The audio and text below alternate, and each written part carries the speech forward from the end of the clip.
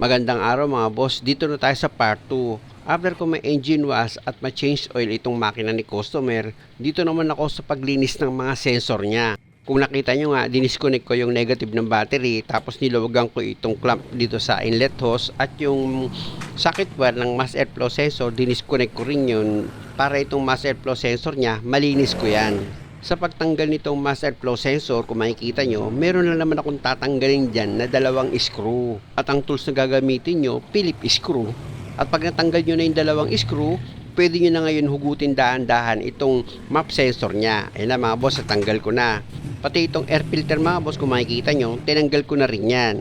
At dahil nga sa natanggal ko na itong inlet hose dito sa cover ng air filter, nakakonect naman yung kabilang dulo niyan dito sa throttle body. Ito nga ang inlet hose. Meron din siyang clamp mga boss na luluwagan kayo. Ganito lang naman yan mga boss. Lahat ng nakakonect dito sa inlet hose papunta dito sa throttle body, tatanggalin nyo lang naman yun. Wala naman masyadong big deal dyan mga boss dahil itong negative ng battery natanggal nyo naman na. At kung meron man socket wire dyan, yan yung galing nga dito sa throttle body na socket wire, huhugutin nyo lang naman yun. Kailangan kasi na matanggal nyo itong inlet hose para matanggal nyo nga itong throttle body. At dahil nga sa itong inlet hose, putol siya, yung karugtong niya ito mga boss, gumamit lang kayo ng plier para maiangat nyo itong kaputol ng inlet hose dahil nga may clamp siya. At pag naiangat nyo na itong kaputol ng inlet hose, kung may mga nakakapit pa dyan mga boss, i-disconnect nyo lang siya. Gaya nga nitong tinanggal ko na nakatusok lang naman yan. At dahil sa bracket yan ng iba pang hose dito sa makina, meron ka dyan tatanggalin na bolt na number 10. Dalawa yun mga boss. Kung napansin nyo kanina, natanggal ko na yung unang bolt na number 10. Kaya ito na yung pangalawang bolt na tatanggalin ko. Ayan mga boss, tanggal ko na. Pwede ko na ngayon ilihis yung mga nakaharang pang ibang hose dito sa throttle body. At dahil nga sa wala nang nakaharang dito sa throttle body, gamit ka naman ng plier para mailihis mo yung dalawang clamp dito sa dalawang coolant hose nang sa ganon mahugot mo itong dalawang coolant hose dito sa throttle body. At pag natanggal mo na yung dalawang coolant hose, pwede mo na ngayon hugutin yung socket wire dito nga sa throttle body mo. Sa pagtanggal naman itong socket wire ng throttle body mga boss, kung makikita nyo, meron lang naman ako dyan prenes, tsaka ako ngayon siya inangat. At pag natanggal mo na yung socket wire, gamit ka na ngayon ng socket wrench sa number 10. Dahil nga sa meron kang tatlong bolt na number 10 na tatanggalin dito sa throttle body. Para itong throttle body naman, ma-disconnect mo na yan dito sa intake manifold mo. O di ba mga boss, kung ganitong klase yung sasakyan nyo, madali lang naman siyang i-DIY. At pag natanggal mo na yung tatlong bolt dito sa throttle body, kung may mga nakaharang man, ilihis mo lang para matanggal mo na ng tuluyan itong throttle body mo. Tandaan nyo mga boss, yung ganitong pagtanggal ng throttle body, minsan didiskarte din kayo. Mas maganda kasi yun para mas matuto kayo. Sunod mo naman sa tanggalin dyan, itong gasket niya. Hugutin nyo lang yan mga boss, nakapatong lang naman yan. Ayan siya o diba? Kasama rin kasi yan sa lilinisan mo. At ito na ngayon yung throttle body ni customer na kung makikita mo malinis siya. Pero yung plate nito mga boss, yung paligid niyan, may mga tumigas dyan na carbon na nagiging dahilan kaya yung minor ni customer hindi siya bumababa. Tapos may mga time pag nirevolusyon niya bigla itong accelerator niya, ang nangyayari hindi na nagiging stable yung idle. Magalaw na siya. Tapos may mga time pa pag bagong start ni customer itong makina niya, ang taas ng minor tapos matagal siya bago bumaba. Kaya nga sa paglinis na ginawa ko dito sa throttle body ni customer, medyo matagal dahil nga yung carbon na kumapit dito sa loob, tumigas na yan. Tandaan nyo mga boss, sa paglinis ko nitong throttle body, edited yan. Kaya akala nyo napakadali lang. Medyo matagal ko rin niyang nilinis. Kasi pag tumigas na itong carbon niya mga boss, kahit na anong spray mo dyan, hindi yan matatanggal. Kaya ang ginawa ko dyan, gumamit ako ng teeth brush para yung mga tumigas nga na carbon dito sa paligid ng plate niya, sa pagkuskus ko nitong teeth brush, matanggal siya. Kita nyo naman yung itim niya no, habang kinukuskus ko ng teeth brush, di ba? Kala mo kanina wala siyang dumi, pero pag kinuskus mo na, ayun na, lumabas na yung makapal na carbon dito sa loob ng throttle body ni customer. Alam nyo mga boss, kaya ako naman sinasabi yung problema nitong sasakyan ni customer, para kung ganito nga rin yung problema ng sasakyan nyo, meron na kagad kayong idea. Kumbaga, hindi man 100%, may mga possible choice na kayo na pwedeng panggalingan ng problema. Alam niyo naman si Boy Palit kung ano-ano pa yung ituturo niyan. Hindi pa kayo didirektahin sa problema niyo para lumaki lang yung trabaho. Di ba? Kung mapapanood niyo karami sa mga video ko, direct to the point ako eh. Wala na akong mahabang pasakalye. Wala nang, sir, itong isang sensor may damage katulad ng mga ibang na-encounter ko. Nung chinik ko yung isang sensor, binalik ko, naging okay naman. Di ba? Makaranas ka ng mga ganung gagawa. Nako po, kawawa ka. Maganda, direct to the point, diyan ka muna pupunta. Kasi ang problema, minor eh. Di diyan ka lang muna pumunta. Hindi yung kung saan-saan ka muna magpapaligoy-ligoy. Ang bagsak mo, bandang huli, diyan din naman sa throttle body. Kasi pag minor ang pinag-usapan, syempre, dito ka muna sa nagbibigay ng minor. Gaya nito mga boss, marumi lang naman itong throttle body ni customer. Di ang gagawin ko dyan, lilinisan ko lang. Ngayon, sa paghatol naman, huwag kayong mag-alala. Andyan si customer na hahatol kung tama ba yung naging hatol ko or hindi. Siya yung magsasabi kung mali yung gawa ko, siya yung magsasabi kung okay na yung minor niya, siya yung magsasabi kung smooth na yung under ng makina niya. Hindi yung bigla ka lang papasok sabihin mo sa akin, mali naman yung ginawa niyan, basic lang ang alam niyan. Ano yun? Ikaw ba yung may-ari ng sasakyan? O baka naman nasasaktan ka lang sa mga video ko dahil nga sa hindi mo na naiisahan yung mga customer? Tandaan nyo mga boss, pag nagsasalita naman ako dito sa video ko, hindi naman ako nag-name drop. Wala namang pangalan yan. Ngayon, kung nasasaktan ka, isa lang ibig sabihin nun, inuusig ka na ng konsensya mo. Kumbaga dahil nga sa maraming panlalamang na ginagawa mo sa kapwa mo pag may nagpapagawa sa'yo, kapag nakarinig ka ng mga ganong salita, assuming ka, ikaw na yun. Huwag ka na magpa-arte-arte na kunwari pa mahal mo yung kalikasan or yung kapwa mo, pero hindi yan sinasabi, pinapakita yan sa gawa.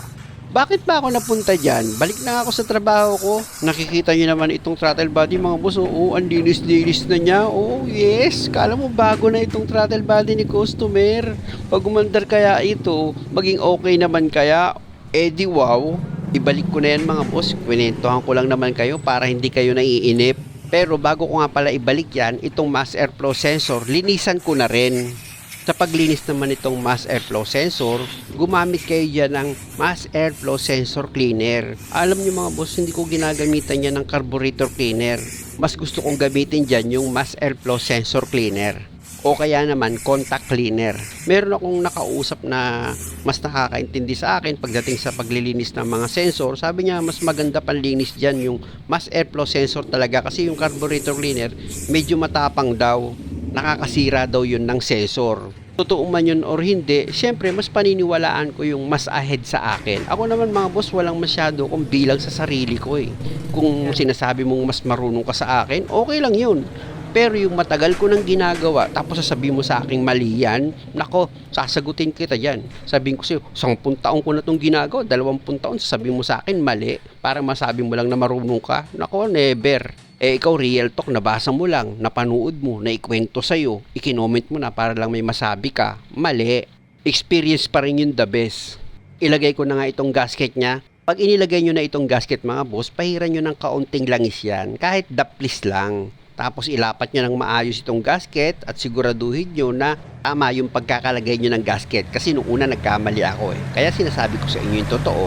Tapos pwede nyo na ngayon ilagay itong throttle body. Ganon din sa paglagay nitong throttle body. Siguraduhin nyo rin na maayos yung pagkakalapat nyan.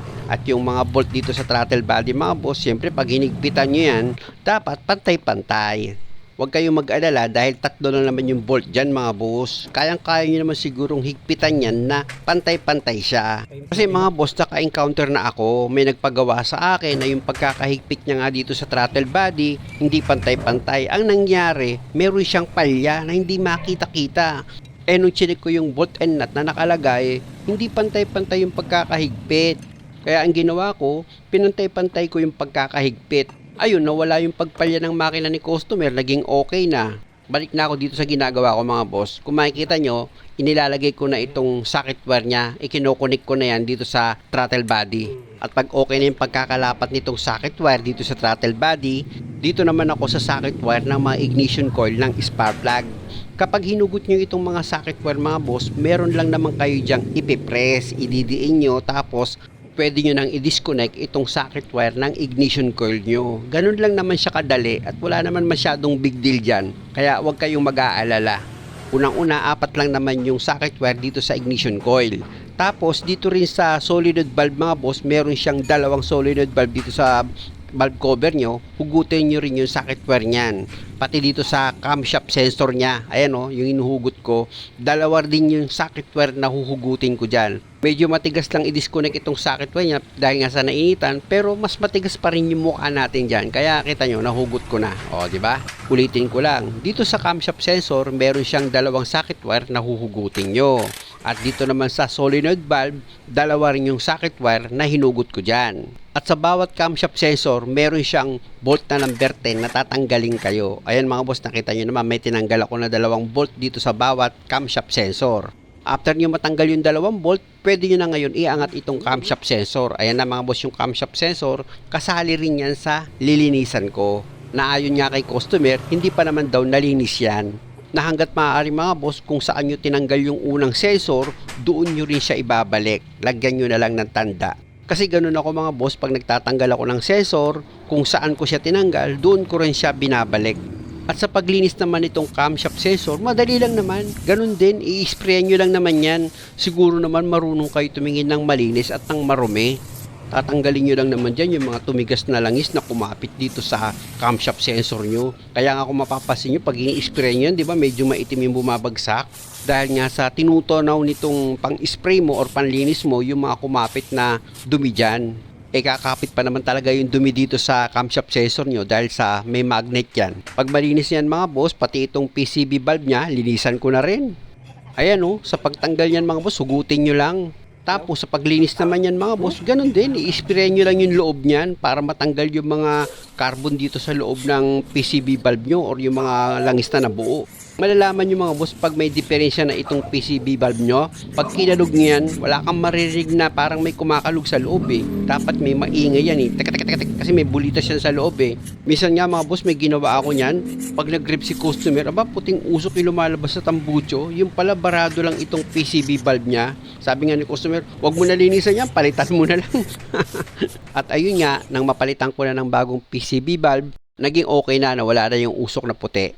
Siya nga pala mga boss, dahil nga sa mahaba itong video, abangan nyo sa part 3. Marami kasing problema itong makina ni customer, pati sa pangilalim may troubleshoot pa ako dyan. Ang usapan kasi namin dito mga boss, yung sira lang ang papalitan, kaya dapat doon ako dumepende.